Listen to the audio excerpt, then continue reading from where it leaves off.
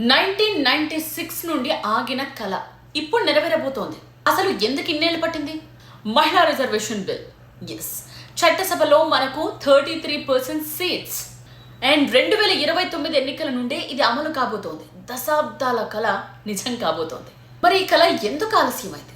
అసలు ఈ కథ 1996లో మొదలైంది. దేవేగౌడ మొదటిసారి లోక్సభలో బిల్ని పెట్టారు, కానీ ఆమోదం పొందలేదు. ఆ తర్వాత వాజ్పేయి హయాంలో, ఆ తర్వాత మన్మోహన్ సింగ్ హయాంలో కూడా ఈ ప్రయత్నం చేశారు. బట్ ప్రతిసారి ఏదో ఒక అడ్డంకి, ప్రతిసారి ఏకాభిప్రాయం కుదరకపోవడం, ఇవన్నీ కారణాలు.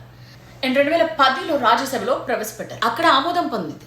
కానీ లోక్సభలో మాత్రం పెండింగ్లో ఉండిపోయింది. 2014లో లోక్సభ రద్దయ్యేసరికి బిల్ కూడా రద్దయిపోయింది. మళ్ళీ వ్యవహారం మొదటికొచ్చింది. కానీ 2023లో చివరకు ఆమోదం పొందింది బిల్. అయినా అసలు లెక్క ప్రకారం 2034 దాకా ఆగాలి ఇది అమలవ్వాలంటే. బట్ కొత్త జనాభా లెక్కలు, నియోజకవర్గాల మార్పులు అయ్యాకే ఇది అన్నారు. కానీ ఇప్పుడు కేంద్రం అవన్నీ వద్దు, 2011 లెక్కలతోనే కానిద్దాం అంటున్నారు. సో అందుకనే 2029కే ఇది అమల్లోకి వచ్చేస్తోంది. 45 ఏళ్ల నిరీక్షణకు తెరపడింది. ఇది కేవలం బిల్ కాదు, అంతకు మించి. సో లేడీస్, చట్టసభలకు వెళ్ళడానికి సిద్ధంగా ఉన్నారా?